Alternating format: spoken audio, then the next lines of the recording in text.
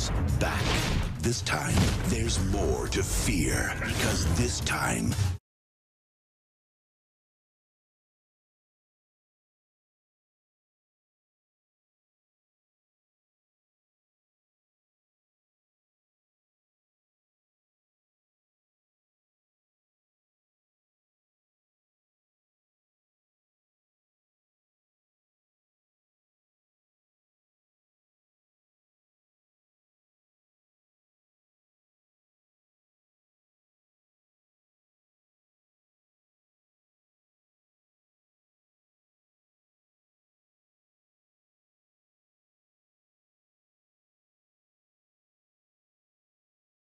Welcome back to the channel.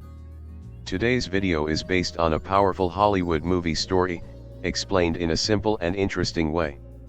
This is not just a movie recap, it's a journey through emotions, struggle, and unforgettable moments. So relax, stay till the end, and enjoy this amazing story. Bride of Chucky, 1998, Movie Review. Bride of Chucky is a 1998 American black comedy slasher film better source needed, written by Don Mancini and directed by Ronny Yu. The fourth mainline installment in the Child's Play franchise, it stars Jennifer Tilly, Brad Dourif, John Ritter, Katherine Heigl, and Nick Stabill. Unlike the first three films, Bride of Chucky takes a markedly humorous turn towards self-referential parody. It also departs from the Andy Barclay storyline of the first three films, focusing mainly on series villain Chucky, a doll possessed by a serial killer, and his former lover and accomplice Tiffany, whose soul is also transferred into a doll. Bride of Chucky was released on October 16, 1998, by Universal Pictures. The film grossed over $50 million worldwide on a budget of $25 million and received mixed reviews from critics. A sequel, Seed of Chucky, was released in 2004. In Lockport, New York, Tiffany Valentine, Chucky's ex-girlfriend and accomplice, bribes police officer Bob Bailey into selling her Chucky's remains. After murdering Bailey, she repairs the doll in her trailer and performs a voodoo ritual to revive him. Chucky later springs to life and kills Tiffany's goth admirer, Damian Baylock, much to her delight. Soon after, the couple get into an argument when Tiffany learns Chucky never wanted to marry her. Tiffany angrily locks Chucky in a playpen and taunts him by giving him a bride doll. Chucky later escapes and fatally electrocutes Tiffany before using a voodoo spell to transfer her soul into the bride doll in an act of vengeance. Chucky explains that if they want to escape their doll bodies, they must retrieve a magical amulet called the Heart of Damballa that was buried with his human body. They decide the best bodies to inhabit are Tiffany's handsome neighbor Jesse Miller and his girlfriend Jade Kincaid. Tiffany calls and asks Jesse to drive the two dolls to Hackensack, New Jersey, where Chucky's body is buried, in exchange for $1,000. Eager to marry Jade and needing money, Jesse accepts. Jade's strict uncle, Police Chief Warren Kincaid, tries to have Jesse arrested by planting a bag of marijuana in his van. Chucky and Tiffany seemingly kill him and hide his body in the van before he and Jade begin their trip, oblivious to the murder. The two are quickly pulled over by Officer Norton, one of Kincaid's cohorts, who finds the marijuana. When Norton returns to his patrol car to report it, Chucky ignites the car's gas tank, blowing it up and killing Norton. Jesse and Jade flee and begin to suspect each other of killing Norton. Nevertheless, they marry. Kincaid briefly springs back to life, but Chucky finally kills him by stabbing him to death. While at a hotel, Jesse's wallet is stolen by another couple and Tiffany murders them in an act of petty revenge. Seeing this, Chucky realizes he's in love with Tiffany. He proposes marriage to her and they have sex. The following morning, Jesse and Jade's friend David arrives and joins their trip. David informs them that they are the prime suspects for the deaths, but he believes them innocent. After finding Warren's body, however, David thoughtlessly becomes convinced they are both murderers and holds them at gunpoint. When Chucky and Tiffany finally reveal they're alive and threaten David with their own guns, a startled David gets himself hit by a truck, killing him. Chucky and Tiffany steal an RV to evade the police. Jesse and Jade instigate a domestic dispute between Chucky and Tiffany to distract them. In the commotion, Jade kicks Tiffany into the RV's oven while Jesse pushes Chucky out the window. Eventually, Chucky is able to get the upper hand and acquires the amulet at his exhumed grave while also taking both Jesse and Jade hostage. As Chucky begins the ritual, Tiffany has a change of heart and decides she doesn't want to hurt Jesse and Jade. She attempts to kill Chucky, but he overpowers and stabs her to death. As he's distracted, Jesse knocks him into the grave. Private investigator Lt. Preston, who has been following the case, arrives and sees Chucky alive in the grave, shocking him. Jade steals his gun and empties it into Chucky, killing him. After declaring the couple innocent, Preston sends them on their way. Tiffany springs briefly back to life and starts screaming, giving birth to a baby doll which attacks Preston. After the release of Child's Play 3, Don Mancini and David Kirschner decided that the series required a new direction, and decided against returning the character of Andy Barclay. Work on the film began in 1996, with the working title Child's Play 4, The Return of Chucky, inspired by the release of Scream. Mancini said, "Like most genres, the horror genre goes in cycles, and I think we can thank Kevin Williamson and Scream for reinvigorating the market. Over the years, I had been imagining new scenarios for the series. With his previous successes, we knew it was just a matter of time before we'd be bringing Chucky back, and David Kirschner and I both felt that it was important to bring him back in a new way. We wanted to elevate the series and reinvent it, go beyond what we'd done before. And what we've ended up with is incredibly part horror, part comedy, part romance, and part road movie. It's a really cool blend of the genuinely creepy and the really funny." Ronny Yu was hired to direct the film in January 1998 after Kirschner and Mancini were amazed by his film The Bride with White Hair, and was allowed to use his creative freedom and the ability to hire his collaborators Peter Pao and David Wu from Hong Kong.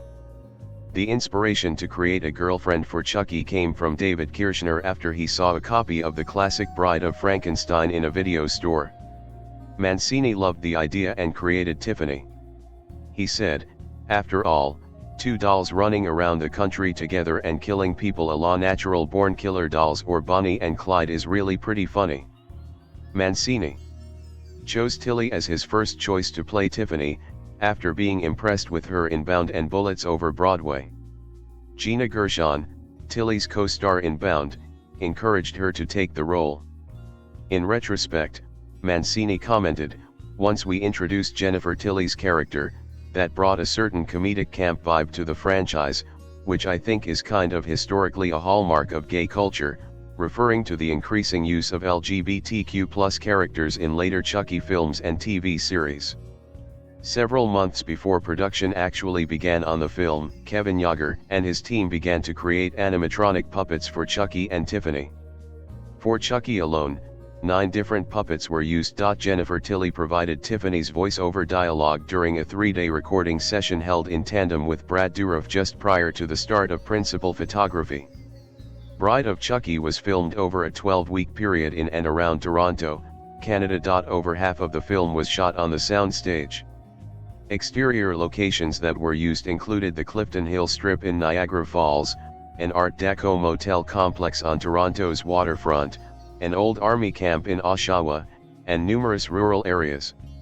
Each doll required 7 puppeteers to manipulate, a computer playback operator, and a puppet coordinator to act as liaison between the operators and the director. 3 puppeteers handled the movement of each doll's facial features, which were relayed through the use of a radio-controlled transmitter. All of the doll's other below-the-head movements were cable-operated by the rest of the puppeteers. The doll's skin featured a combination of silicone and foam latex, unlike the previous Child's Play films, where the dolls were only made of foam latex, a material that had to be painted in a way that made it very difficult to light. Brock Winkless, who is among the 17 puppeteers who worked on this film, returned as the puppeteer of Chucky for the last time. Ed Gale and Debbie Lee Carrington performed in suit as Chucky and Tiffany, credited as Chucky Double and Tiffany Double, respectively, during the graveyard scene. To promote the film, Chucky made an appearance on the October 12, 1998 episode of WCW Monday Nitro as a heel. He interrupted a promo between Gene Okerlund and Rick Steiner and, in addition to asking viewers to watch the film, mentioned that he was hoping for Scott Steiner to win an upcoming match between the brothers. The film was released on VHS and DVD on March 23, 1999, by Universal Studios Home Video. The film grossed $11.8 million on its opening weekend. It has a total North American gross of $32.4 million and another $18.3 million internationally. It is the highest-grossing film of the Chucky franchise and the second most financially successful Chucky film in the US. On the review aggregator website Rotten Tomatoes, the film has an approval rating of 47% based on 45 reviews, with an average rating of 5.6/10. The site's critics' consensus reads, "Bride of Chucky is devoid of any fright and the franchise has become tiresomely self-parodic, although horror fans may find some pleasure in this fourth entry's camp factor." Metacritic, which uses a weighted average, assigned the film a score of 48 out of 100, based on 17 critics, indicating mixed or average reviews. Audiences polled by CinemaScore gave the film an average grade of B on an A+ to F scale. Lawrence Van Gelder, writing for the New York Times, gave the film a mostly negative review, writing that the novelty of a bloody horror film built around a malevolent doll carrying the soul of a serial killer has worn thin. Lisa Schwartzbaum of Entertainment Weekly gave the film a grade of D, calling it an upchucking of cartoonish gore that leans heavily on self-referential gags. Zan Brooks of The Independent gave the film a score of 2 out of 5, writing, "Bride of Chucky strings together a series of humorous asides and knee-jerk shock tactics." The Los Angeles Times' John Anderson wrote that Ronny Yu milks the utter inanity of Chucky's existence for all it's worth and knows the conventions of the genre well enough that horror fans should feel total gratification in the levels of both mayhem and grotesque humor. Mick LaSalle of the San Francisco Chronicle wrote that no one will confuse Bride of Chucky with a classic like Bride of Frankenstein, but anyone looking for nasty laughs will be delighted. Mark Savlov of the Austin Chronicle gave the film a score of 3.5 out of 5 stars. He commended its visuals and witty, pithy script, and wrote, "This fourth entry in the Killer Doll franchise is by far and away the best, a surprisingly affecting tale of pint-sized love and dismemberment that's remarkably well done." Chucky is back after a 7-year hiatus, starring in Bride of Chucky. The story begins with Meg killing a policeman and stealing the remains of the Chucky doll. Using a book, Voodoo for Dummies, she conjures up the spirit of her deceased murderous boyfriend, who eventually inhabits the Chucky doll, and Chucky is reborn. Chucky kills Meg, conjures her spirit into a female doll, Tiffany, and together go on cross-country trip to seek a way to become incarnated into human bodies. On this horrible road trip, they murder anyone who stands in their way. Furthermore, when Chucky realizes he is anatomically correct, he makes his moves on Tiffany. The many deaths in Bride of Chucky are gruesome, bloody, and misanthropic. Chucky has complete disregard for human life. Even his relationship with Meg is filled with insults and hatred. Morality is also mocked in this movie. Chucky makes a sarcastic wisecrack when he hears a radio commentator speaking about violence in the movies. It is doubtful that this movie would have been made, after such a long hiatus, if Scream had not been successful. This is a sad legacy. Very lowbrow, this needless installment is an occult-themed splatterfest. Chucky and his bride, Tiffany, are dolls. Not just any dolls, mind you. They're possessed by the spirits of 2 serial killers. For them, killing is just a hobby, as Chucky puts it. In this, the 5th installment in the Chucky series, Chucky and Tiffany have a long-lost child in England, but he apparently has not inherited their murderous bent. He's a gentle doll who literally will not harm a fly. Horrific nightmares disturb his sleep, though, so he's determined to find his parents to learn more about his past. He finds them, dead so to speak, wired-up animatronic puppets playing themselves in a Hollywood version of an urban legend about murderous dolls. Using magic, the child brings them back to life, and they waste no time in murdering a makeup artist. Chucky is happy to return to his deadly ways, but starstruck Tiffany, thrilled that Jennifer Tilly, playing herself as a has-been actress, is starring in the movie, determines to go straight. In the meantime, their androgynous doll child is starting to become sexually confused. Chucky wants him to be a boy and calls him Glenn, Tiffany wants her to be a girl and calls her Glenda. Chucky, disappointed that Glenn doesn't share his taste for blood and guts, tries to introduce him to the ways of mass murder.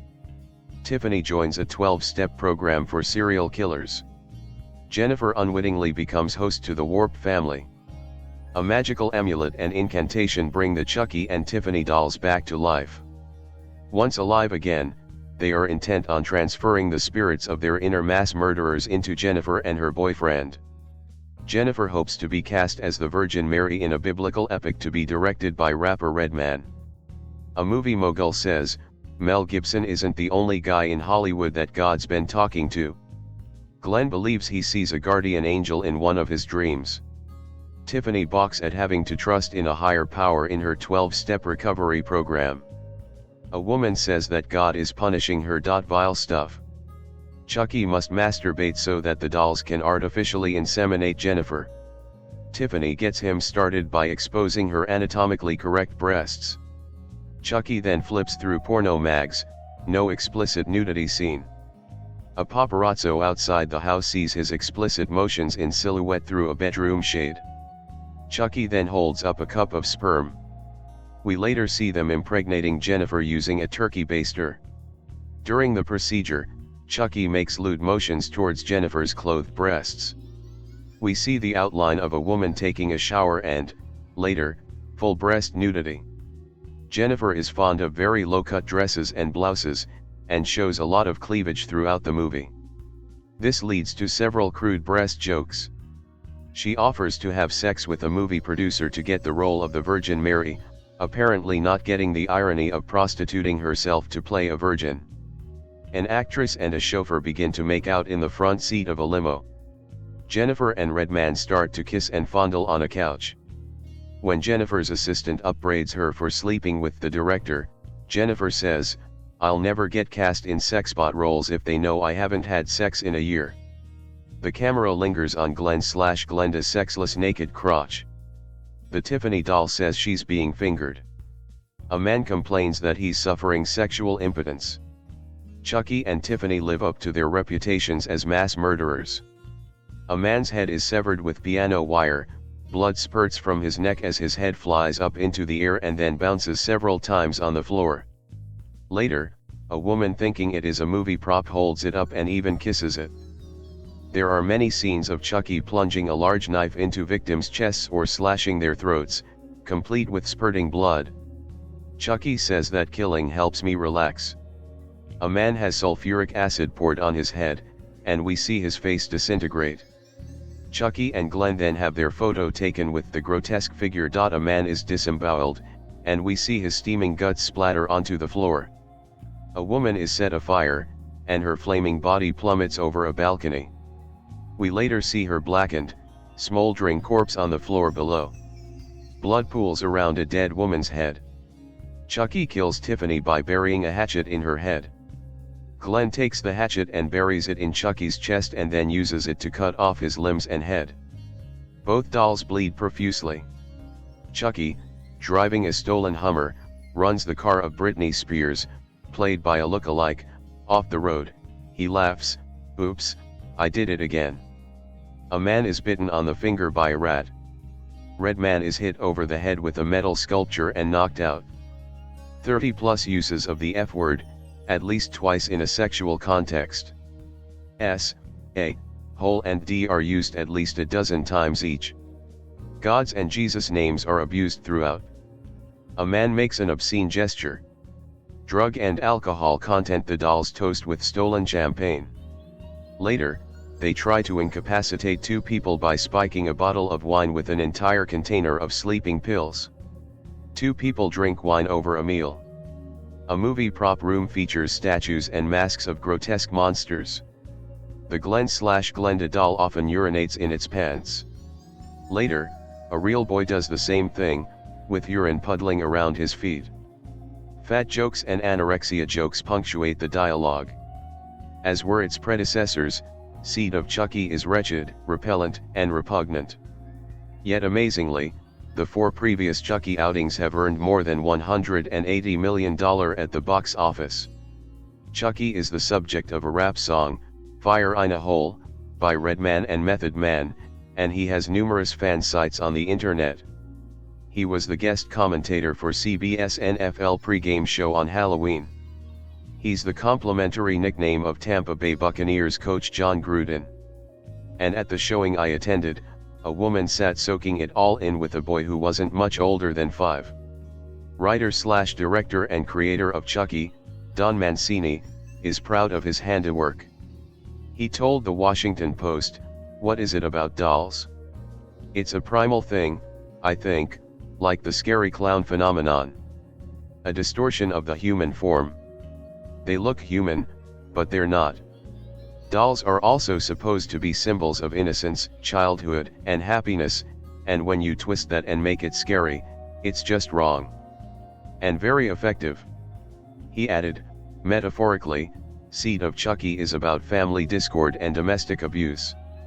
If you were to do this story with real people, it would be disturbing and very sad. It's disturbing and very sad as is.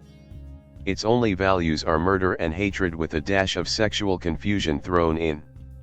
I couldn't help note the irony of the standard disclaimer, then ran with the credits. No animals were harmed in the making of this movie.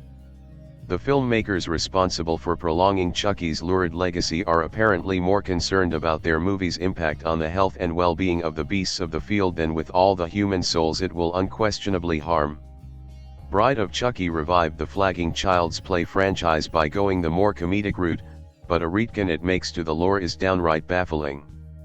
It's well known at this point that the original Child's Play movie, and in fact the entire series, has been the brainchild of one man, Don Mancini. Mancini has written the scripts for all 7 movies in the main Chucky continuity, and directed Seed of Chucky, Curse of Chucky, and Cult of Chucky. In other words, Chucky fans have a lot to thank Mancini for creating. While Chucky may not be quite as iconic as a Freddy Krueger, Jason Voorhees, or Michael Myers, the former Lakeshore Strangler still has a legion of loyal fans who look forward to each new installment in his tale. Chucky will soon migrate to the small screen, via a TV show on Sci-Fi that sees Brad Dourif reprise his role as Chucky and Mancini write and direct the pilot. Mancini will also oversee things as executive producer. Chucky also got a remake in 2019, but that seems to have been quickly forgotten, and many fans were angry about it being made against Mancini's wishes. While Chucky lives on though, and is still a great source of entertainment, one particular plot turn in 1998's Bride of Chucky remains hard to explain in the context of the franchise. In Bride of Chucky, after Chucky's ex-girlfriend Tiffany resurrects him using voodoo, and an angry Chucky later kills Tiffany and transfers her soul into another doll, the two are left wanting to be back in human bodies. Chucky reveals that to do that, the duo will need to find a way to Chucky's human remains and retrieve an amulet called the Heart of Damballa. It would appear that the heart is only needed for transfer into a human vessel, not a doll, so that seems to track. The problem is, this revelation makes no sense. For one, Charles Lee Ray is not shown to have anything remotely like the Heart of Damballa on him during the original Child's Play. That could be excused, if not for the fact that the first 3 films established a clear rule. Each time Chucky got a new doll body, he had a limited time to transfer his soul into the first human who learned he was alive. If he failed, he'd be trapped as a doll. Thus, Chucky spends the first 3 films trying to trap Andy, or later Tyler, long enough so they can play hide the soul. If Chucky knew about the Heart of Damballa for the whole franchise, which seemingly allows him to transfer his soul into any person after any length of time, it makes absolutely no sense why he spends 3 movies chasing around children. Chucky could have found a way to get to his body, or better yet, taken the heart off his corpse in the toy store after first making the switch. He then could have used it to transfer into anyone he could briefly incapacitate, anywhere, whenever. While this odd logic gap could be explained by having multiple writers involved, the fact that Mancini contradicted his own precedent so brazenly is a bit of a head-scratcher. Jennifer Tilly is by far the best thing in this movie. She is an underrated actress who clearly revels in this role, playing it for the comedy it requires while leaning into the violent, gory kills that have become a staple of the franchise. Tilly is very funny. She understands how to sell the black comedy, and once she becomes a toy doll herself, brings the plastic to life as well as Brad Dourif does. Dourif returns to embody Chucky as well as he ever has. His chemistry with Tilly is clear and they make a good double act, arguing and bickering as the title would suggest. It adds a different element to the series, away from the killer doll attempting to possess a child and now a road trip, with multiple, inventive murders along the way. Comedy has replaced horror here though. You are watching as Chucky and Tiffany avoid getting caught, bicker while slashing and murdering, and deliver one-liners as the final breaths leave their victims. It gives the film a distinct B-movie feel, and the inventive charm that the original trilogy had is now long gone. This is a film for people who are fans of Chucky as a character, not for the Child's Play horror series. It also doesn't help that the acting is awful. Dourif is good as Chucky and Tilly does an excellent job with Tiffany, but an early role for Katherine Heigl and a bit part for John Ritter do not see these actors giving their best work. You could argue they matched their performance with the material though. As with most horror franchises that go on slightly too long, Bride of Chucky has a bizarre ending which offers the potential for a sequel. Unfortunately, in this iteration and this far away from what made Child's Play so great, I can't imagine anyone would want to see it. I'll get to the historical context in due course, but I didn't want to bury the lead, especially because I am myself very surprised by the lead and feel obliged foreground it, on account of it being one of the bolder statements I have made of late. Here it is. I kind of love Bride of Chucky a little. Not, like, this movie was better than I expected it to be and I had fun watching it, but full on this movie is actually sort of great and I can't wait to see it again. This altogether not how I expected to feel about it, not just given that very few smart people other than Dennis Causalio have ever had much in particular to say about it that was even a little bit nice, but because it is a prime example of a type of horror film for which I have historically had absolutely no use whatsoever, the late 90s, post-Scream. It's funny if we point out how ridiculous the tropes of horror pictures are while in the same breath indulging in a particularly lazy recapitulation of those tropes breed of self-mocking funny horror movies. Typically, these kinds of pictures drive me right up the wall, beginning with Scream itself, and yet I was smitten with Bride of Chucky like no other horror film from the years 1996 to 2004 that I have seen. Part of the reason, undoubtedly, is the subject of the satire in this particular case. You see, Bride of Chucky is the movie in which series writer Don Mancini finally owned up to something that had been fairly obvious from the moment the first film landed: the murderous talking doll Chucky.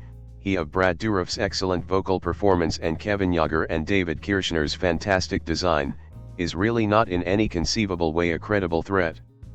He is about 24 feet tall, he cannot possibly weigh more than about 12 pounds, and his little arms are short enough that you'd be able to kick him before he could get a knife within a foot of any of your important arteries. Even as the original Child's Play managed to be legitimately, decently creepy, it was never able to disguise that basic fact, except by desperately cloaking the whole affair in a thick layer of formulaic contrivance about how so many people turning their back to Chucky in dark rooms on account of his being just a doll, and as Child's Play 2 and Child's Play 3 marched on, the character's inherent limitations as an effective psychopath only became more pronounced. I do not know, and I suppose it doesn't matter, if the idea for resurrecting Chucky after 7 years' dormancy was inspired by Scream and the slasher renaissance it kicked off, or if Mancini simply took his cues from Wes Craven and Kevin Williamson as a means of breathing fresh life into the thin premise of the franchise, or if Bride of Chucky was always going to look basically the way it does, and the timing is just a happy accident. What's important is that it's one of the few projects to use the new freedoms of the postmodern horror style in a way that seems new and clever and right, as though this were the picture that the Child's Play franchise was always heading towards. Perhaps, at that, it was. Chucky always seemed to be a bit of a joke, after all, this time he manages to be in on the joke. 10 years after the events of Child's Play, which indicates that Bride of Chucky takes place at most a few months after Child's Play 3, a cop steals something from an evidence room. And not just any evidence room, it is the slasher movie evidence room to end all evidence rooms, containing a hockey mask, a chainsaw, a glove with knives on the fingers, and a William Shatner mask painted white.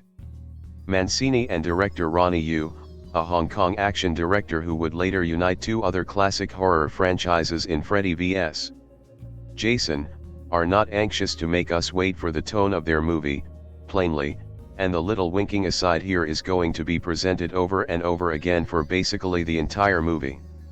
Anyway, the cop has been bribed to steal this one particular bundle by Tiffany, Jennifer Tilly, a black leather-clad woman who looks kind of deranged just standing there, and even before the handoff, she's cut his throat and taken the bag he's carrying, which, to the surprise of nobody who didn't wander into this movie by accident, contains the broken, chopped up remains of Chucky the Good Guy doll, and in fairly short order we're able to figure out that Tiffany was the lover and accomplice of Charles Lee Ray before he was shot and hid his soul inside the small chunk of plastic that she now holds. After Tiffany resurrects Chucky in the expected voodoo manner, while holding the book Voodoo for Dummies, watching in delight as he murders her tedious goth boyfriend Damien, Alexis Arquette, the lovers fall into their familiar quarrels. Tiffany wants to settle down, Chucky just wants to find a human body and keep raising hell. This particular fight hits a low ebb when Chucky electrocutes Tiffany in the bathtub, transferring her soul into a bride doll she purchased to mock him, just so she could see how much it sucked. United by their current straits, but still rather tetchy about the whole "you're clingy, you murdered me" thing, the dolls plot to travel to New Jersey, where Ray's body was buried, along with a medallion called the Heart of Damballa, a magic doohickey that was the key to all of Chucky's soul transferring all along, and the reason he has been unable to steal any bodies since. That this is entirely incompatible with the mythology of the first three movies, starting with the notable absence of any medallion in Ray's possession in Child's Play, I take to be part of the joke. All that I've just recapped takes us a pretty good way into the movie. Tiffany dies at the 31-minute mark of an 89-minute feature. That leaves a lot of space for other plot, and it gets filled, does it ever get filled, and not in a nice way. While Chucky and Tiffany are bickering and arguing and torturing, we spend a healthy amount of time with a pair of love-struck teens, Jade, Katherine Heigl, and Jesse, Nick Stabill. Jade's parents are dead, and as a result, she's been obliged to live with her uncle, Police Chief Warren Kincaid, John Ritter.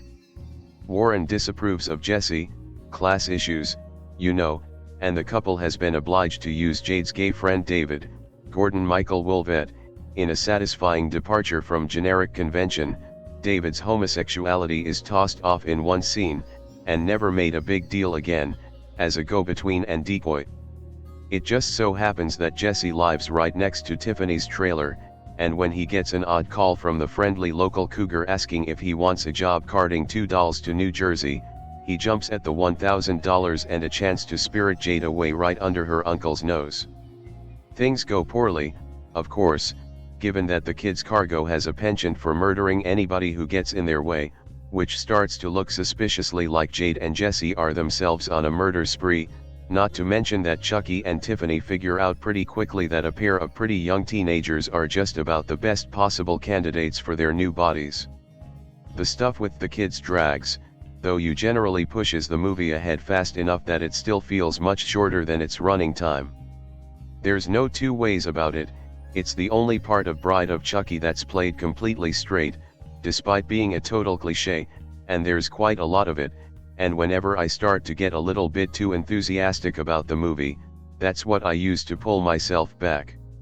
For deep in its heart of hearts, the film is a crudgy slasher picture, and for all that the doll action happening around that is a complete blast, the actual matter of watching Jade, which is a crappy name, and Jesse freaking out and wondering why all the dead bodies are happening is certainly not very diverting or fun, not least because Heigl is only a little bit charming in a role that wants a much more bad girl than she can manage, and because Stabil, whose chief claim to fame appears to be the deathless NBC daytime soap opera Sunset Beach, is perilously bland and wooden. Woolvett manages to outact them both, and he's not even very good. Hell, John Ritter makes a better asshole fascist cop. And as much as this leaves the movie a damn sight weaker than it could be, it's not ultimately the murderous plot that drives the film, a fact that the script is unduly eager to state and reiterate. It's the dangerously self-aware dialogue. Chucky? He's so 80s. He isn't even scary, complains Damien at one point, and if I were to catalog even a small number of the lines Chucky or Tiffany deliver that demonstrate an awareness that they are stuck in a third sequel to a dodgy horror franchise, I would have no time to do anything else, which is both blunter and more pointedly absurd than similar jokes in Scream, and thus manages to be funnier, even if it is objectively less clever. Even more than that, it's the exemplary performances by Dourif and Tilly, two of the most instantly recognizable voices in character actordom, being given free rein to play everything as sarcastically as they know how, which for both of them is pretty damn sarcastic. Besides, the actors have a hell of a lot of vocal chemistry, and their bloody-minded honeymooners routine remains peculiar enough throughout that it never wears out its welcome. For this, undoubtedly, some more credit must go to Mancini, who mixes psychotic reveries with disarmingly everyday speech and pop cultural references with just enough awkward tension that it's funny and not broken. There's a Martha Stewart joke that is brilliantly funny both because of how it is written into the script, and because of Dourif's hate-twisted pronunciation of the words Martha Stewart, but it's really the combination of inspired performance and bent writing that give the film its great effect. Now, in amongst all this, comes the question, but is it scary? And the answer is no, and it's this above all that gives me a lingering feeling of guilt, like I'm really not supposed to like any horror comedy that tips so far in favor of comedy. But then I am heartened by the knowledge that, of the three preceding Child's Play features, only the first was even creepy, the second had a few isolated moments that were comfortably uncanny, and by the third there was nothing but added gore. Bride of Chucky increases the gore even more than that. It's still tame in the grand scheme of R-rated horror, but there are a few moments of bloody death and mayhem that keep the film just far enough into genre territory that it doesn't completely run into comedy, a trap involving nails that leaves the victim looking like Pinhead from Hellraiser, a fairly specific depiction of what might happen if you dump a lot of broken glass on a couple making out on a waterbed. Personally, I find that the blend of gross-out scenes to laughs is about right, though at times the gore feels just excessive enough that it almost comes across as though Mancini and Yu were hedging their bets a little bit, adding enough viscera to justify calling their snotty-minded satire a horror film, though even at its most violent, it is damn hard to take the horror very seriously, particularly given the amount of energy given over to slapstick humor involving the dolls getting thrown about. Better, maybe, if it had gone all the way and just given up on real violence at all, moving straight into Monty Python territory with cartoonishly robust gore, and committed fully to being a comedy. The title demonstrates that Mancini was aware of the traditions he was working in, and it so happens that Universal's first horror comedy with Bride in its name even gets a big shout out, as Tiffany comes to a moment of clarity while watching the final scene of Bride of Frankenstein. The difference, though, is that the first Frankenstein is worth taking seriously, and when James Whale made his lunge into comedy, it wasn't because he was mocking his own work. Mancini is, and not being terribly subtle about it, the better model would be Abbott and Costello meet Frankenstein, and why Mancini, with his obvious, encyclopedic awareness of horror history, didn't take that plunge, is anybody's guess. The result is a film of rich fascination that just barely misses out on being completely great, mercilessly making fun of its own idiocy, while indulging in just a bit too much of the same idiocy to work as well as it constantly feels like it should. But it has a high enough hit-to-miss ratio compared to something like Scream that it's still the best of the self-aware slasher satires of the late 1990s. Even before I went into this film I knew that it would not be good in the traditional sense of the word, but I knew that from it I would glean a fair amount of entertainment. The Child's Play series is absolutely ridiculous, and that's exactly why I keep coming back. Bride of Chucky is the fourth entry in the series. It's easily the best one since the original Child's Play, blowing entries 2 and 3 completely out of the water. Still, this movie is not at all good. It's essentially an excuse to watch pointlessly graphic and incredibly far-fetched deaths play out on screen with a bit of meta humor tossed in. For someone with a weird, slightly twisted sense of humor, like myself, I got enough enjoyment out of it to warrant my hour-and-a-half spent watching it, but I can't say I'll ever go out of my way to recommend this movie. Shortly after Charles Lee Ray's ex-girlfriend Tiffany, Jennifer Tilly, Tide Land, bribes a cop to get Chucky, Brad Dourif, Blue Velvet, out of an evidence locker, stitches him back together, and resurrects him, she dies and her soul is transferred to a doll. Chucky and Tiffany hitch a ride with eloping high schoolers Jade, Katherine Heigl, Knocked Up, and Jesse, Nick Stabill, and traveling across the country to Hackensack, where Charles Lee Ray's body is buried with an amulet that will help Chucky and Tiffany transfer their souls into Jade and Jesse. So, one of my biggest problems with the Chucky sequels is that the way he comes back makes absolutely no sense. In Child's Play 2 some random guy just takes Chucky out of an evidence locker, refurbishes him, and puts him back out on the street for no reason.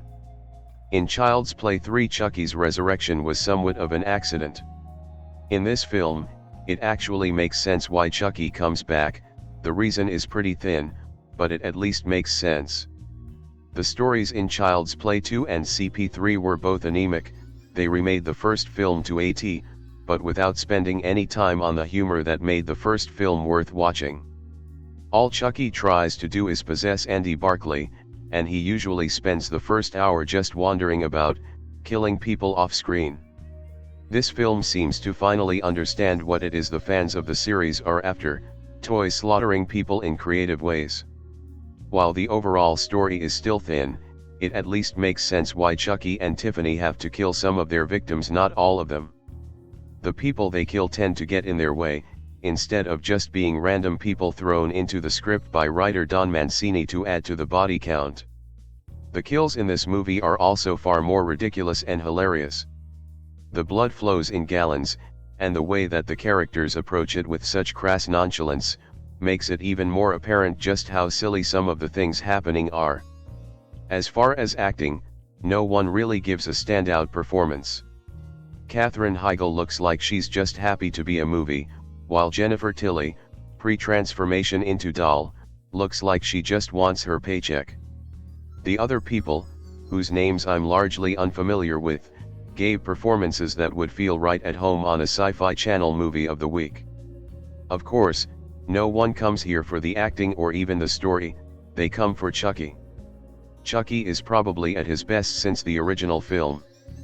He's horribly cynical, he has tons of meta humor lines, the special effects are remarkably well done, and his overall appearances is so messed up from the beginning of the film that I found I was chuckling quietly to myself throughout. If you like Chucky as a character, then this is a breath of fresh air. If you don't like Chucky, I have no idea why you're reading this review. This movie moves away from Andy and focuses much more on the character of Chucky, which is a great choice. The two human characters we follow don't really have an interesting storyline or character development, but that doesn't matter, they are there as tools for Chucky and Tiffany's plot. The introduction to Tiffany was fantastic, cementing her as a worthy equal to Chucky. They bicker and fight in hilarious and often violent ways, often making comedic digs at relationships in general which are surprisingly relatable at times. The reason I haven't given this movie 4 instead of 3 stars is that despite it being a fun joyride with Chucky and Tiffany, I do think we need a main character like Andy or Kyle for him to go up against. And like I said before, the two we have in this movie just aren't that great. Another negative of this movie is that it spawns something that is directly responsible for the travesty that is the next movie, Seed of Chucky, 2004. This is not a great movie, but I did find it entertaining. Sure, the human characters suck, but Chucky is the real main character at this point, and he's backed up nicely by a new addition, Tiffany, Jennifer Tilly, who adds a lot of life to the film. She starts out as a human, but is killed pretty early on by Chucky, and turned into a doll. She's great. The other human characters absolutely suck. The best one gets killed off rather abruptly, but at least it's done in a humorous way, to sort of mask the disappointment of this. The ending closely echoes the ending to Bride of Frankenstein, which is referenced not just in the title but in the actual film, when Tiffany watches it on TV. I was surprised at just how close this was, but it was also fairly effective. Back in 1998, Ronny Yu took the job of adding another chapter to the Child's Play series. Chucky had been dead since Part 3 in 1993, but to some fans he was surely not forgotten. The series definitely needed a refresher and a new start. With Part 3 it got rather stale, which is probably why they waited so long to put out another sequel.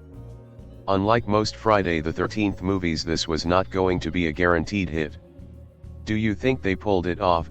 It's been 10 years since Chucky had died in the toy store and transferring his soul into a doll. The doll's remains are being held at a police station in an evidence locker. A cop is seen grabbing the bag that holds his remains and puts it in his car. He meets up with Tiffany, Jennifer Tilly, and they have a deal to exchange Chucky's remains for some cash. Tiffany decides to do away with the cop and kill him. She gets a sick fascination from killing people. She takes Chucky back home and stitches him up and performs a voodoo incantation on him to bring him back to life. It seems to not work at first, but Chucky does return back to life and we find out that Tiffany was Chucky's girlfriend before he died years ago. Her plan for them to marry is laughed off by Chucky and Tiffany is angered and locks him in a crib. While she is taking a bath, Chucky pops in and knocks a TV in the bathtub. He then transfers her soul of a girl doll. Now they are both made of rubber. They need to get to New Jersey to Chucky's human grave to get the amulet they need, and in the process Tiffany dupes her neighbor Jesse, Nick Stabill, in taking the dolls to New Jersey for $500 and $500 when he gets there. He picks up his girlfriend Jade, Katherine Heigl, to escape her controlling uncle in the process. Chucky and Tiffany are sure to leave a few bodies along the way. I really have mixed emotions about this movie. I really do not downright not like it, but it really is not my favorite in the series. As far as refreshing the series goes, I really think they did a good job with the story. Just not so much with the delivery. Bride of Chucky I thought really focused on the comedy instead of more of the horror. This really could have been a lot darker than what it was. Instead many people see it as just being downright cheesy. In horror cheesy is fine, especially with a slasher, but this one was not as amusing as most are. The main cast did a fantastic job with Brad Dourif returning as the voice of Chucky. The always sexy Jennifer Tilly and a controlling and sadistic cop played by John Ritter. Out of all the cast, John Ritter was really my favorite.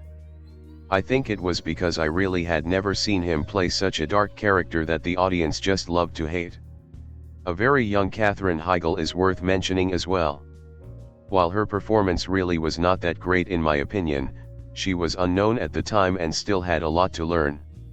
There is a lot about this film I like and a lot I really don't like. I'm about 50-50ths on it. It is not one of the movies I like to watch a whole lot, but every now and then I will pop it in. I have grown to like it more and more over the years. When Bride first came out I really hated it. The more I saw it I became more attached. I did not like the sequel after the Seed of Chucky at all, but I am excited to see Chucky return to the big screen this year with Curse of Chucky due out in the last part of the year. Stay twisted everyone. You could probably count the number of people who were eagerly awaiting another Child's Play sequel on your hands, and that includes movie studio executives. So, evidently that's who we should blame for Bride of Chucky. A surefire candidate for the year's worst film, the sickeningly gory and misbegotten horror/comedy, attempts to crossbreed the killer doll concept with The Bride of Frankenstein and Natural-Born Killers. But it lacks even the slightest smidgen of cleverness of the former and is far more explicit and exploitative than the latter. Even worse, this witless splatter film is so poorly acted and badly executed that it almost makes its predecessors look good by comparison. Notice I said almost, though. The title character is Tiffany, Jennifer Tilly, former girlfriend of deceased serial killer Charles Lee Ray, whose soul was reborn in the body of a seemingly harmless Chucky doll, which went on a murder spree before being dispatched, in the third Child's Play film. She makes the mistake of magically reviving the diminutive demon, who quickly kills her as well. But her soul is transferred to a female doll, who joins him in his quest to find an amulet that will restore them to human form. Their unwilling but unwitting accomplices are teenagers Jesse, Nick Stabill, and Jade, Katherine Heigl, lovers who are on the run from her tyrannical police chief uncle, John Ritter. Also unknown to the teens, Chucky and Tiffany are planning to possess their bodies once they retrieve the talisman. As mentioned, the acting is extremely amateurish. Both Tilly and Ritter are awful, and the one-liners that Brad Dourif, reprising his voice-only role as Chucky, is given are obnoxious and irritating. Of course, it doesn't help that the script, by Child's Play creator Don Mancini, is loaded with awful puns and cultural references, and that director Ronny Yu, Warriors of Virtue, doesn't have a clue what to do with this mess. Bride of Chucky is rated R for violent knife attacks and gunplay, gruesome makeup effects and gore, profanity, vulgar gags and use of crude slang terms, simulated sex, including a doll coupling, partial nudity, Tilly's overly revealing outfits, and drug use, pot smoking. From the opening of this fourth film in the Child's Play/Chucky series, you know what direction it's going in. A police officer enters a compound filled with relics from horror's past, Freddy Krueger's glove, Jason Voorhees' mask, Leatherface's chainsaw, even Michael Myers' mask. A lumpy old bin bag is taken from a locker and the officer is murdered in his car by a mysterious woman, Tiffany, played by Jennifer Tilly. Tiffany was the former lover of the serial killer who transferred his soul into the body of an inanimate doll. By this point in the series, the once semi-serious tone of the original Child's Play movie had largely vanished, instead replaced with a shade of the Chucky character played for laughs and crowd-pleasing entertainment. If it had continued on the way it was going, it would have easily fallen flat. So instead of just continuing to put Chucky in another story with more people to kill and jokes to crack, the filmmakers take a more self-referential tone. When Chucky is first unveiled, a side character remarks that he's so ADS and not scary. Chucky himself even quips that the story of how he ended up inside a good guy doll is one that would probably take 3 or 4 sequels to adequately tell if it were a movie. The filmmakers knew how Chucky was perceived at this point in time, and wholeheartedly embraced it. You either go with the serious side of the story, or the ridiculous side. It was becoming silly to try and juggle both. Jennifer Tilly's Tiffany is soon murdered by Chucky and transferred into a doll of her own, turning Bride of Chucky into a batshit insane road movie with 2 lovers killing people in horrific ways. The side plot that gets the 2 murderous living dolls on the road to where Chucky's human body is buried was serviceable enough, but you just want to enjoy Chucky and Tiffany's chemistry.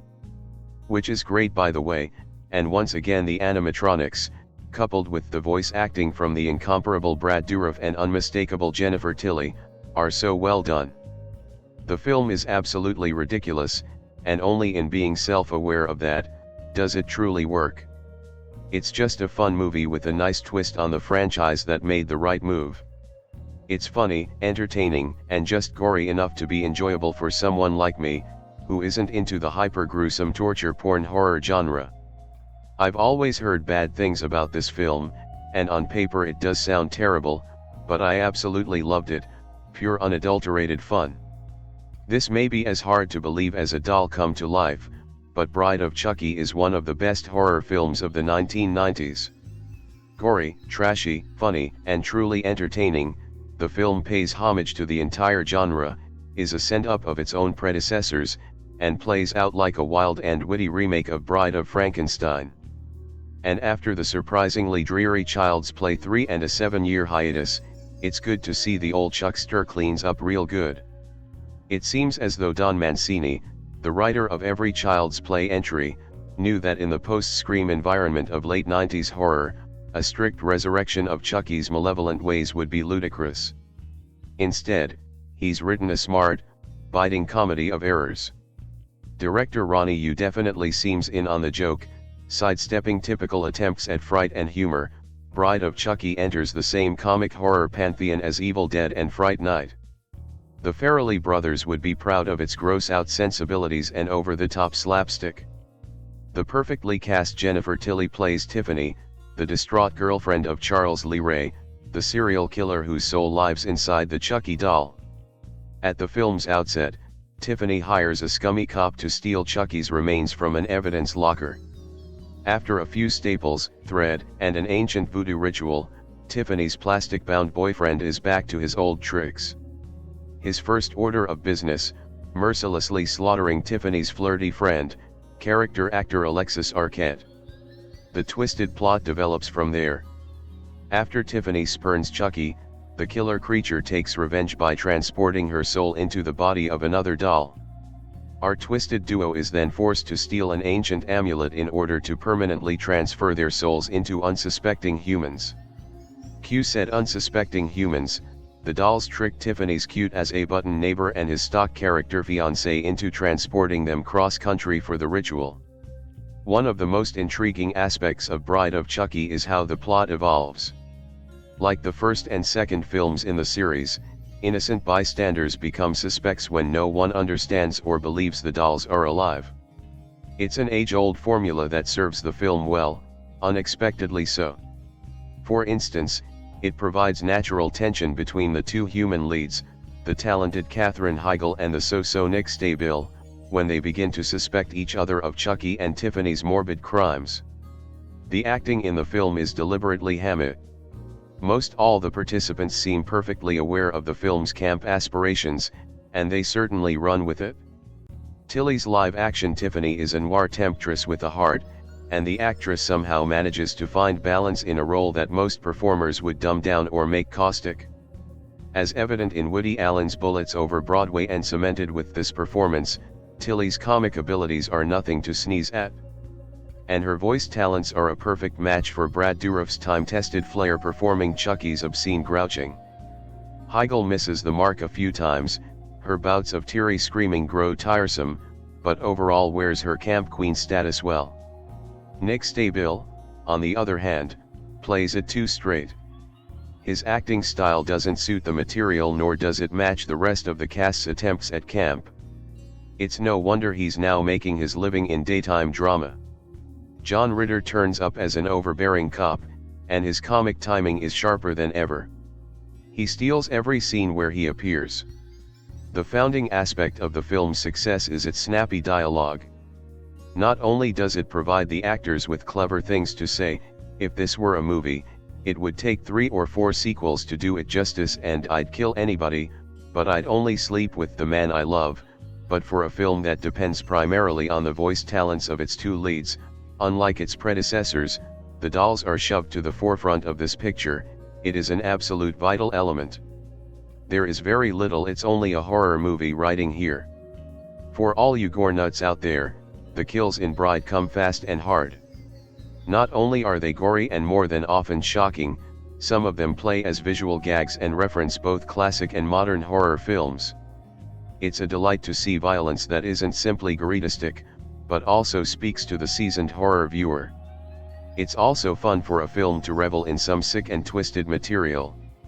And let us join in without feeling bad about it. That's what horror should be about, gut participation, sans guilt. Unfortunately, Bride isn't completely without its share of faults. Some of the self-referential dialogue and jokes are so heavy as to practically beat the viewer over the head. More importantly, the film isn't scary. It's a smarter than average treat, and quite gut-busting at times, but lost in the transition from the prior films of the series is any sort of suspense. It's a shame, because by giving us more Chucky, we're desensitized to his actions. But don't let my cinematic nitpicking discourage you, as Bride of Chucky is a rare treat for both casual and veteran horror buffs. It's got great performances, killer dialogue, and it looks like it cost about 6 times its actual budget to produce. If you're a fan of self-referential horror flicks like Scream, but would prefer a film with a little more spice and a lot more edge, look no further.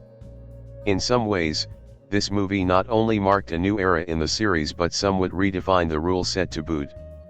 However, going by its title, it also introduced the most iconic character in this universe outside of Chucky, Brad Dourif, himself. Yes, I'm talking about Tiffany Valentine, Jennifer Tilly, and once she was added into the mix, the series never was the same again, and I mean that in the best way possible. I absolutely love the batshit craziness that Tiffany has added to the series, and this movie was an impressive debut for her. The movie opened with Tiffany acquiring Chucky's remains, piecing him back together and then using the Voodoo for Dummies book in order to bring her homicidal boyfriend. Of course, kinky goth guy Damien, Alexis Arquette, had to interrupt things in a desperate bid to impress Tiffany before ending up as the newly revived Chucky's first kill in the movie. On the surface, Chucky and Tiffany are probably too alike to really function as a couple. When he disappointed her over not proposing marriage, she locked him in a crate with a Belle doll. Chucky retaliated by killing Tiffany and trapping her soul in the Belle doll. After a quick hair change, Tiffany somewhat went along with her new body. Of course, because this movie was more couple-oriented than before, we needed a counterpoint to Chucky and Tiffany.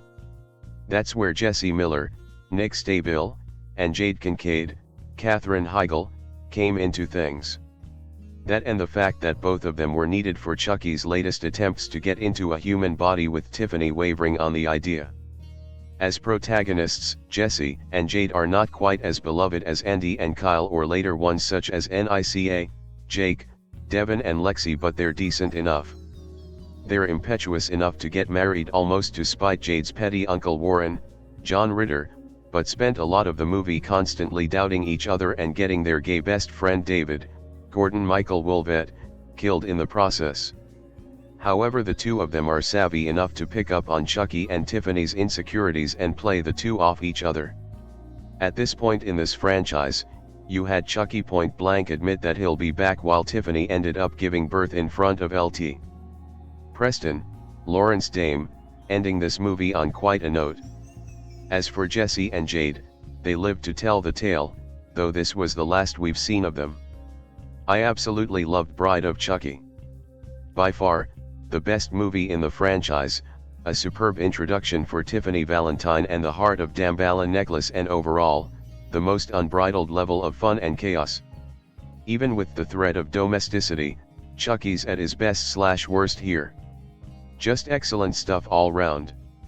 Bride of Chucky might be the bluest-hued movie we've ever seen. Just look at these film stills. The Child's Play series has moved beyond numbering their sequels and has finally started to use alternate titles. This is the 4th installment in the Child's Play franchise. Series creator Don Mancini is still writing the screenplays, but the person behind the camera is ever-changing. This time around, Hong Kong director Ronny Yu puts his spin on the little killer doll that could. For the past several years, the tattered remnants of Chucky, Brad Dourif, have been kept in an evidence locker at a police station that apparently stores stuff from all of the most well-known horror icons. Tiffany, Jennifer Tilly, the former girlfriend of killer Charles Lee Ray, pays a crooked cop to retrieve the infamous good guy doll for her. Upon receiving it, she sews Chucky back together and uses the book Voodoo for Dummies to bring him back to life. Wouldn't you know it, it works, but after an argument, Chucky, being the psychopathic murderer he is, butchers Tiffany and transfers her soul into a different doll.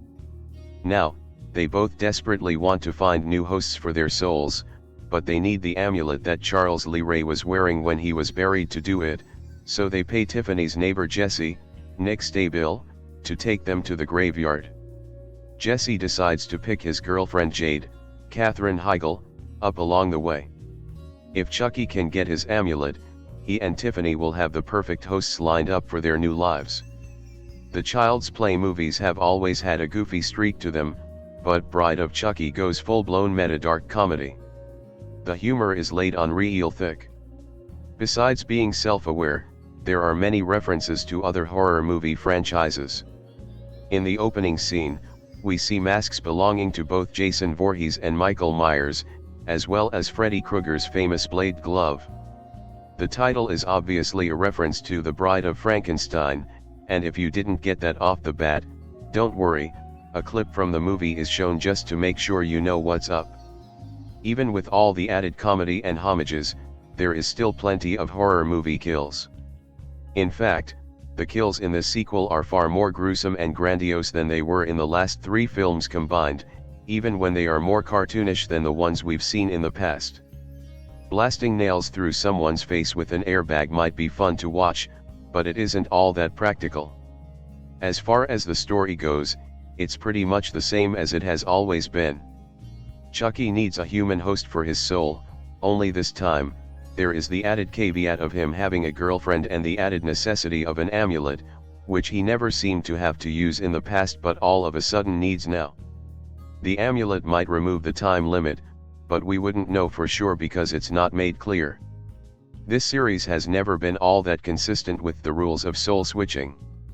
We have said it before, and we must reiterate, Brad Dourif's nasty, naughty voice-over performance really helps make these movies as successful as they are. Jennifer Tilly is an excellent, outrageous addition to the franchise, and she and Dourif play off of one another extremely well. Bride of Chucky takes place around 10 years after the events of the first film, but the events of Child's Play 2 and Child's Play 3 are suspiciously absent. The only point of continuity present is that the Chucky doll is cut up into pieces from being chopped up by a fan at the end of Child's Play 3. Chucky's dismembered doll is retrieved from the police by Chucky's former girlfriend, Tiffany, Jennifer Tilly, who stitches the doll back together and performs the bizarre ritual that will return the soul of Charles Lee Ray into the body of the doll. Tiffany is successful and Chucky is revived, but their relationship soon turns sour and Chucky kills Tiffany before placing her soul into a bridal gown-clad doll. Meanwhile, Tiffany's neighbor, Jesse, Nick Stabill, is desperate to marry his girlfriend, Jade, Katherine Heigl, and take her away from her tyrannical, policeman chief uncle, Warren, John Ritter. When Chucky and Tiffany need to travel to New Jersey to receive the heart of Damballa, Jesse agrees to transport the dolls, briefly unaware that they are alive. Taking Jade on the road with him, the trail of bodies left behind by Chucky and Tiffany gain the couple some unwanted attention. The first thing to say about this film is that this was the first film that experimented with the concept of comedy and making Chucky more of a humorous character. This was done in the correct manner by having the comedy come from Chucky and Tiffany and having the surrounding characters playing it straight and being bewildered at the one way this was achieved was the form of the aforementioned self-referencing type of humor. A classic example is the moment when John Ritter's character is killed by Tiffany via several nails to the face. Chucky looks at his body and says, "Why does that look so familiar?" Obviously without a visual reference, I'll just say that the line is a reference to Pinhead from Hellraiser. But if you've seen the film, then obviously you'll get the joke. Rather than listing every single example, I'll go for the largest reference, and that's in Jesse's van just after Chucky and Tiffany reveal they are both living dolls. Jesse asks Tiffany, "How did you end up like this?" and Chucky responds, "It's a long story." In fact, if this were a movie, it would take 3 or 4 sequels just to do it justice. The most interesting aspect of this installment of the franchise is the implementation of Tiffany as a recurring character. Of course, they didn't know that she would be a returning character, but it's not surprising why she is. When we first meet Tiffany, she's killing a police officer who she's blagged into retrieving Chucky's body from evidence, and immediately we know that she's completely psychotic. We later learn that she is the never-before-mentioned girlfriend of Charles Lee Ray and has been obsessed with the news reports about the events of the first film. It's then clear that she's taken the doll so she can resurrect Charles Lee Ray and they can continue where they left off. It's clear right from the get-go that this franchise in particular is one that no one is meant to think about too strongly. The mythology alone is fairly flimsy, but it worked well in Child's Play. The amulet or the heart of Damballa was used to pass Charles Lee Ray's soul into the good guy doll so he could escape death, and he needed to transfer his soul into a human before he was stuck like that forever. It's a bit flimsy but works as a good motivator for Chucky. Having said that, I think that the mythology does get broken a bit in this film. For example, Tiffany resurrects Chucky at the beginning without the amulet, and Chucky does the same when he kills Tiffany. With this in mind, why do they need to retrieve that amulet so they can transfer their souls into Jesse and Jade? Does the ritual only work without the amulet on inanimate objects? Another thing that I just thought of. Why was the amulet buried with Charles Lee Ray's body? Wouldn't it have been entered into evidence by the police? You can think too much about these things. I think that a large part of why Tiffany was such a successful character was down to the performance by Jennifer Tilly. She brings a sweetness to the role that means that even when Tiffany is doing horrible things, it's Jennifer Tilly, and it's so hard to not like Jennifer Tilly. The thing about Tiffany is that she has two rather conflicting character traits. On the one hand, she's very much a romantic. She clung to Chucky for 10 years after he was killed because she thought that they were engaged, even though that turned out not to be the case. She loves the idea of being married and having a big, fancy, church wedding, and seems to want a normal, domestic life if it weren't for her other glaring character trait, which is that she loves killing, which you'd think would make Chucky and Tiffany a perfect match. In her own words, "I'll kill anyone, but I'll only sleep with someone I love." Even her, I wouldn't even say boyfriend, acquaintance, Damien, Alexis Arquette, is desperate for her approval, but it doesn't seem that she'll sleep with him until he kills someone. Honestly, the only part I don't like about this film is Katherine Heigl. I know that she's become a big star in comedies now, but I don't think she was right for this film. She seems disengaged from the film and as though she's not that interested. There's not a great range of emotions being displayed. She's got the horror movie scream down to a fine art, but as for the rest of her performance, I'm not that enamored with it. As for Nick Stabill, his performance was fairly inoffensive. He was a good romantic lead, although it seemed to me that he looked too old to be playing a high school senior. Don Mancini has stated in interviews that Bride of Chucky was a parody of romantic comedies, and none is this comparison more finer than in the sex scene. This is about as weird as the film gets. After Tiffany kills a scheming couple, of course, Chucky is overcome with emotion and proposes, whereafter, Tiffany discovers that she can shed tears. They both find out that they can have sex and proceed to consummate their relationship in front of a roaring fire and in silhouette. Did I say that this was the weirdest part of the film? Well, I was wrong. The weirdest part comes at the end. After Chucky kills Tiffany and Jade shoots Chucky to death, they are found by a lieutenant who declares them innocent and sends them on their way. As he approaches Tiffany, she springs to life and screams in agony as a tiny, bloody, plastic creature appears from under her dress and attacks the lieutenant. If we're going to talk about breaking the mythology, then surely conceiving a child is out of the question. Nevertheless, it happened, and director Ronny Yu's 1998 horror movie Bride of Chucky raised more than a few eyebrows in what is Child's Play 4 in all but name. But Jennifer Tilly gives an infectiously game and entertaining performance as the killer's mistress Tiff, who gets to kiss, and make love with, the repellent demon doll Chucky, voice of Brad Dourif. She brings Chucky back to life with a spell from the book Voodoo for Dummies, but sadly lasts only 20 minutes of the movie before she's killed by electrocution and her soul is transferred into a murderous female bride doll, Tiffany, who becomes Chucky's lover. Bride of Chucky is sick, deliberately offensive stuff, and obviously pretty dodgy after the series' connection with the Bulger case, but there is no denying that it is done with great gusto, relish, and even wit. The vocal performances of Tilly and Dourif are quite something. Don Mancini manages an expert screenplay and Yu directs skillfully.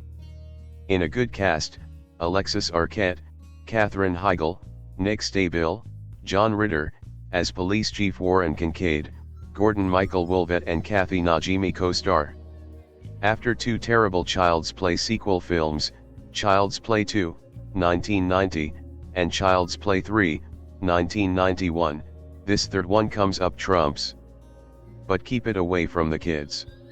Tilly said, "I'd never seen any of the other Chucky films, and, when it was proposed to me, I was like, a horror film?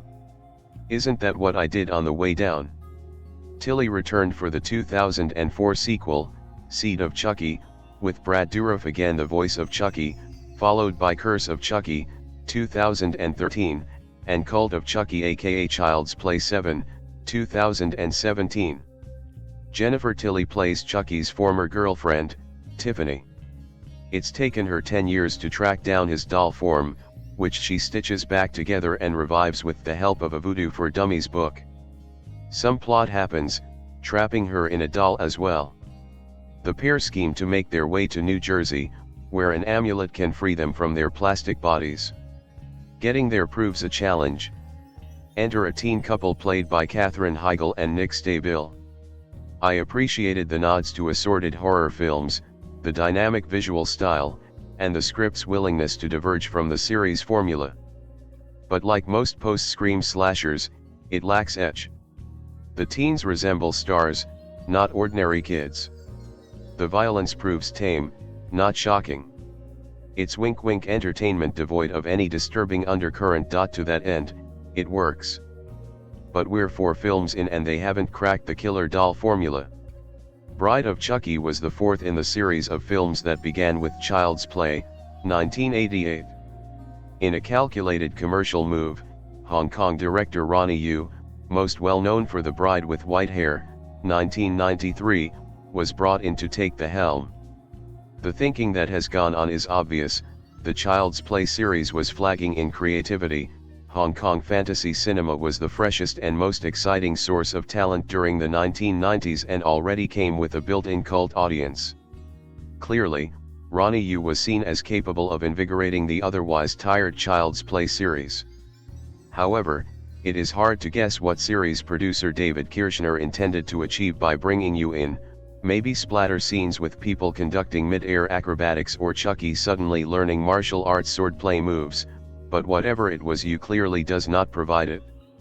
It may well be that of the breed of Hong Kong émigré directors of the 1990s, along with the likes of John Woo, Tsui Hark, Ringo Lam and Ching Sui-dung, Ronny Yu is one whose reputation was the most overrated. There is surprisingly little that Yu brings to Bride of Chucky that does not seem formula. Maybe the occasional novelty death, a honeymoon couple being speared by a rain of broken ceiling mirror shards, Gordon Wolvett being casually splattered by an 18-wheeler truck. However, there is little that displays imagination, certainly nothing that stands out over, say, the average A Nightmare on Elm Street sequel. Ronny Yu's greater talent may exist in playing up the series' sense of black humor, like having Tiffany revive Chucky using a copy of Voodoo for Dummies. Or an outrageous scene where the 2 dolls have sex, all shown in silhouette. Tiffany, what about protection? Chucky, I'm all rubber, baby. There is an amusing level of meta-referentiality. It'd take at least 3 sequels to tell my whole story, Chucky notes at one point, and a requisite I'll be back ending. At least the laced sense of black humor does enliven an otherwise routine film. The doll effects are competent, and Jennifer Tilly, whose baby doll voice can be intensely irritating in straight acting roles, is well suited to the part here. The film is notable in retrospect for featuring a teenage Katherine Heigl, who a few years later came to the forefront on TV's Grey's Anatomy, 2005, and various leading film roles. The other Child's Play films are Child's Play, 1988, Child's Play 2, 1990, Child's Play 3, 1991, and subsequent to The Seed of Chucky, 2004, Curse of Chucky, 2013, and Cult of Chucky, 2017, as well as the TV series Chucky, 2021-4. Child's Play, 2019, is a remake of the original. Also of interest is Living with Chucky, 2022, and Doc of Chucky, 2024, 2 documentaries about the series. Ronny Yu next went on to revive 2 other 80s horror franchises in one with Freddy vs. Jason, 2003. In Hong Kong, Yu has made martial arts efforts like The Postman Strikes Back, 1981, the horror comedy The Trail, 1983, the horror comedy The Occupant/The Tenant, 1984, the psycho-thriller Mummy Dearest, 1985, the horror film Bless This House, 1988, the wuxia Phantom Lover, 1995. With the handover of Hong Kong to China, Yu departed for the US, making English-language films like Warriors of Virtue, 1997, and subsequent to this the action film The 51st State, 2001, before returning to Hong Kong to make the acclaimed Jet Li martial arts film Fearless, 2006, and the historical epic Saving General Yang, 2013. Very few movie franchises have staying power, but when they do, they rarely fail to entertain. Bride of Chucky was released in 1998 and even upon viewing in 2015 still delivers the laughs and bloody cringes. Mourning the death of her psychotic dead boyfriend, goth princess Tiffany, Jennifer Tilly, decides to use her feminine wiles to procure Chucky out of police evidence in order to hold a seance and revive his spirit within the doll. However, such as he was in life, death does Chucky no favors and he returns just as much as a callous and cruel jerk. Perturbed that Tiffany is only concerned with getting married, the two argue and Chucky is thrown into a playpen with a doll dressed as a bride. After escaping, Chucky kills Tiffany and in his spitefulness, transfers her soul into the bride doll. Now stuck with Tiffany, the two dolls concoct a plan using her teenage neighbor and his girlfriend to get to a cemetery in New Jersey where an amulet to correct their bodies is buried with Chucky's human remains. Bride of Chucky came 7 years after the last film Child's Play film, and writer Don Mancini took that time to move away from the trilogy's tired plot and gave the franchise new life. Instead of focusing solely on possessing a human body, which is of course still Chucky's main objective, we get to see Chucky as a main character and are introduced to his sarcastic and badass persona. This new Chucky not only looks different, Tiffany was nice enough to sew his face back together for him at the beginning of the film, but the vibe of the whole film is altered. Instead of the terrifying pint of plastic that terrorized our dreams as kids, we're given a smart-ass and diabolically violent Chucky who likes to fawn over breasts and smoke weed all while delivering chilling yet hilarious lines of black comedy. Also introducing cult favorite Jennifer Tilly as Tiffany proves to be extremely beneficial, as now we're not only given a female equivalent to Chucky, but someone who is just as demented and can go blow for blow. The banter between the two is super entertaining, and keeps up the campy vibe of the franchise. The film is cleverly written, not only within the dialogue but also throw in several fun homages to the horror classics which are fun to pick out in multiple viewings. Packed full of risque sights, including a doll butt, there's lot of blood, gore, and stylistic cinematography, not to mention the very 90s metal soundtrack. Franchises normally suffer with too much time between releases and even making the transition between stylistic decades, but Bride of Chucky comes out swinging and makes a solid hit. What is even more interesting is that it can hold up visually and comically, 17 years later. Bride of Chucky is a meta black comedy horror that will always be fun to revisit. After two tongue-in-cheek follow UPS, Bride of Chucky turns the adventures of a maniacal doll possessed by the soul of a demented serial killer into a dark horror comedy territory and introduces the world to Chucky's mangled look, which has become the staple of the franchise and a cultural horror icon. Chucky and Tiffany take their wedding vows on 4K Ultra HD with a bloody gorgeous Dolby Vision HDR video, an awesome DTS HD MA track but ports over the same bonus material as before. Nevertheless, this UHD edition is a welcomed and recommended surprise that's sure to be happy marriage for years to come. For 10 years, the tortured soul of serial killer Charles Lee Ray has been imprisoned inside a child's doll. Chucky is reborn when his old flame, Tiffany, Jennifer Tilly, rescues his battered doll parts from a police impound. But Chucky wants his favorite playmate cut down to size, so he transforms his blushing bride into a stunning little terror. Chucky and Tiffany can't wait to start their own homicidal honeymoon. When this demonic duo hits the road and hooks up with a pair of unsuspecting newlyweds, they leave a trail of murder and mayhem behind them. Before I start getting a slew of emails bashing me personally for liking this movie, let alone loving it, I want to say that Child's Play was the first horror/slasher film I'd ever seen. When I was a kid, my parents wouldn't allow me to watch any R-rated film. However, one day, I managed to sneak a peek at a horror film, which I had always dreamed of. My friend's parents had a copy of Child's Play and we snuck downstairs for a private viewing of our first R-rated film. To this day, I have feared any sort of doll, not a phobia, mind you. The original frightened me in a way that I had not been used to. Many kids have wild imaginations that can scare them, but the first entry into the series affected me. I was to love the horror genre forever. And with the rating above, I in no way mean that this film is just as good as, say, Saving Private Ryan. I base my reviews on the merits of the genre that the film falls in. The horror genre has gotten a bad rap, and is deemed a much worse category than any other. I believe even porn is held up higher. But for me, the horror/slasher genre is a dream come true. It scares you. It knows how to scare you, and it does it well. But Bride of Chucky is different. It doesn't use the jump moments we all know and tend to love. Instead, it relies on a build of suspense that will make you nervous enough not to even go to sleep at night. That's why I love the horror genre. A drama can't keep you up at night. Neither can a comedy. But a horror film, prepare to be scared. Critics will definitely bash this film. Heck, it's pretty much screwed itself without a screening for critics prior to its release. But let's face it, have critics ever liked the Child's Play series? It managed to grow into popularity with its cheesy premise and a frightening aspect. A doll was the killer.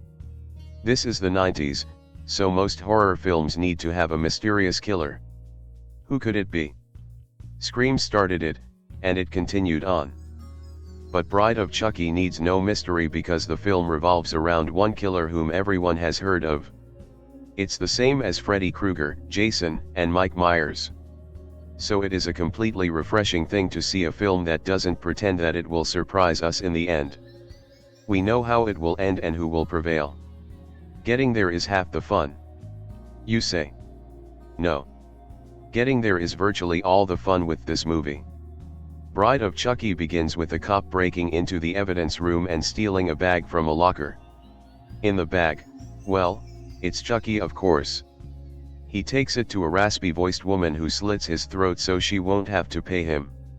Tiffany, Jennifer Tilly, reaches into the bag and removes the almost unrecognizable Chucky doll. Chucky, voiced by Brad Dourif, seen in Urban Legend at the beginning of the movie, is stitched up and brought back to life for more terror and bloodshed. However, after he kills Tiffany, she joins him as a Tiffany doll. First she hates the idea, but soon she begins to think it may not be so bad after all. Despite the joy of being killer dolls, they would rather be humans. In order to accomplish this, they need two humans and an amulet. The amulet is buried with Chucky's human body in a small town in New Jersey. The two humans, however, are even easier to come by. Jade, Katherine Heigl, and Jesse, Nick Stabill, are in love, but her uncle Warren, John Ritter, doesn't like him. Gee, that's original. Their best friend, David, Gordon Michael Wolvett, helps them get together, although he's having relationship problems himself with his boyfriend, rather, ex-boyfriend. Warren is the chief of police and controls Jade by using the police force to make sure she doesn't see him. Meanwhile, in a rather convenient plot point, Jesse is being hit on by Tiffany, who loves his body and not much else. But Jesse is planning on marrying Jade, and he gets his chance when Tiffany, as a doll, asks him to deliver two dolls to a cemetery. He picks up Jade and they leave together, unknowing of the danger lurking in their very van. If this all sounds familiar, it should. It's the same plots from the first 3 films. However, slasher sequels have never been known for changing a good thing, and Bride of Chucky retains the merits of the first 3 films, drops the poor qualities, and adapts itself to the self-referential style that Scream made famous. Despite popular belief, it did not originate that style. It is this comedic element that makes this Chucky film rise above the rest. The first 3 had humorous moments, but the films took themselves seriously. Bride of Chucky goes a different route. Knowing that nobody would ever think of this as a serious horror film, screenwriter Don Mancini intentionally spoofs the series, including one hilarious line by Chucky himself: "If this were a movie, it'd take 3 or 4 sequels to tell my story." Another scene has Tiffany trying to resurrect Chucky, using a book entitled Voodoo for Dummies, an obvious spoof of the extensive collection of that series of books. In other words, if you dare go in expecting a Scream-like slasher movie, don't go in. If you want to be scared out of your wits, try something else. But if you want to have one of the most entertaining times you'll have at the theaters this year, this is a good choice. One of the strongest points is the amount of gratuitous gore and violence. Many horror films these days use a lot of realistic violence and gore, which tends to make the film more realistic than some people want. But Bride of Chucky knows that fictional violence is a lot more entertaining to watch. For example, in one scene, one character has his lip ring ripped out and blood just pours out. It's very unrealistic, but it works in the context of the story. And that's the least gruesome of them all. Also, in keeping with the 90s morality level, the film has no nudity, save the bare butt of a doll. That bare butt also leads to possibly the most hilarious portrayal of sex on screen. If you don't believe that the film doesn't take itself seriously, just think about the sight of watching 2 dolls have sex on camera. That alone should make people want to see this one. I haven't laughed that hard since Kingpin. Director Ronny Yu, who did that awful Warriors of Virtue, is one of many Chinese directors coming to Hollywood. The most noticeable thing about Chinese directors is their astonishing visual sense.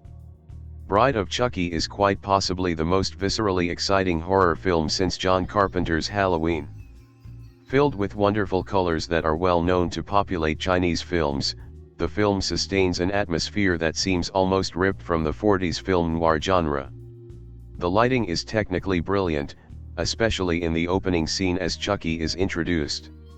Using black and white sensibilities, the lighting almost becomes a character itself. Jennifer Tilly holds the doll in front of her, a wonderfully framed shot, as well, and in the background are magnificent beams of light pouring through the windows. It looks a lot like Citizen Kane's scene in the records room. Yu knows how to work the camera, lighting, and every other technical aspect of a film. And he doesn't stop there. He manages to scare us in the midst of all this. Katherine Heigl isn't a completely competent actress, but she does a nice job with the material presented to her. Sometimes wooden, but mostly at ease, she develops a character that is likable by both male and female. Newcomer Nick Stabil appeared in TV's Sunset Beach, but he proves he has major star qualities and acting ability. Granted, horror films aren't likely to get him far, but he's got an impressive physique that Hollywood execs like so much. And he's talented to boot. Brad Dourif is the voice of Chucky, period. Full of attitude and incredibly smart wisecracks, Dourif creates yet another memorable performance from a piece of plastic. But it is Jennifer Tilly who must balance the film, and she does a great job. Sometimes criticized by her voice alone, one only has to look at her impressive line of work to know she is very talented. An Oscar nomination for Bullets Over Broadway, and a perfect piece of acting in Bound, Tilly is one of the most consistent actresses in Hollywood. Any producer who lands her must be thankful. In smaller roles, John Ritter plays a more serious role, though he still is the worst of the cast.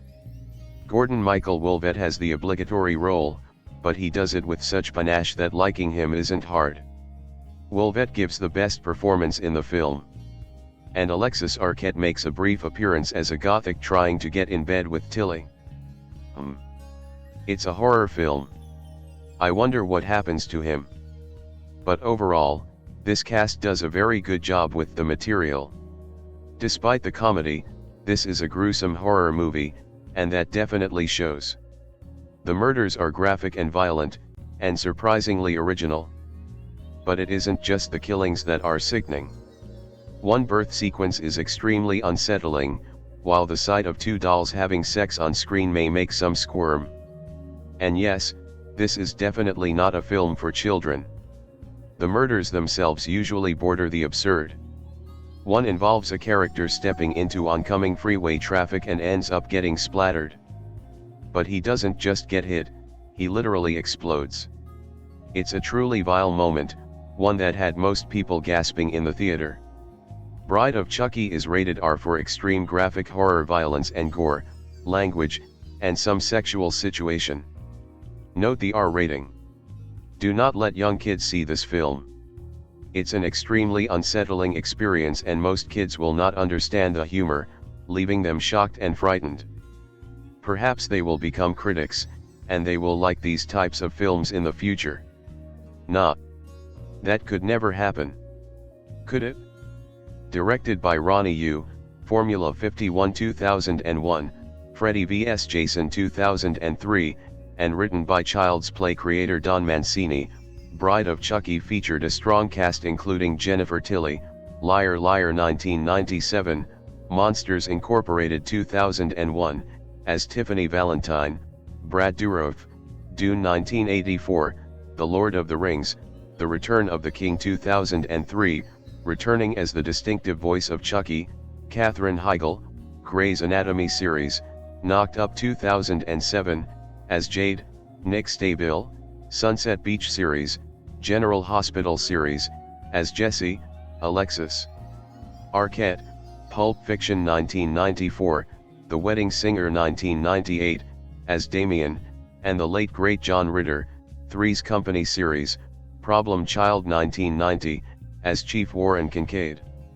Interestingly, Bride of Chucky came 8 long years after 1991's Child's Play 3. Returning the sociopathic possessed doll to the spotlight, while there were 3 additional films made thereafter, Bride of Chucky would really solidify the comic prowess of the series. This one has to be one of the funniest in the series by far. With quick wit and funny violence, not only did the script become more humorous, but Chucky became a lot less menacing looking, even with all the tears and staples in his face. In enough words, he looks less like a possessed doll and looks more like a refurbishing experiment gone wrong. That said, Bride of Chucky follows the violently possessed doll that harbors the spirit of the long-dead serial killer Charles Lee Ray, aka Chucky, after he is brought to life by his last girlfriend, Tiffany Valentine, after she tracks the doll down and snags it from the police department. Tiffany thinks that long-lost love will save the relationship that was put on hold after the serial killer was murdered at the toy store during a police chase gone wrong. Chucky has ulterior motives for love. He is going to have a companion for life. This film, directed by Ronny Yu, written by Don Mancini, based on characters, produced by David Kirschner, starring Jennifer Tilly, cinematography Peter Pell, edited by Randy Bricker, music by Graham Revell, production company David Kirschner, distributed by Universal Pictures, United States. Release date October 16, 1998. Running time 89 minutes. Country United States. Language English. Budget $25 million. Box office $50.7 million. If you enjoyed this story, don't forget to like the video, share it with your friends, and subscribe to the channel for more amazing movie stories. Thank you for watching.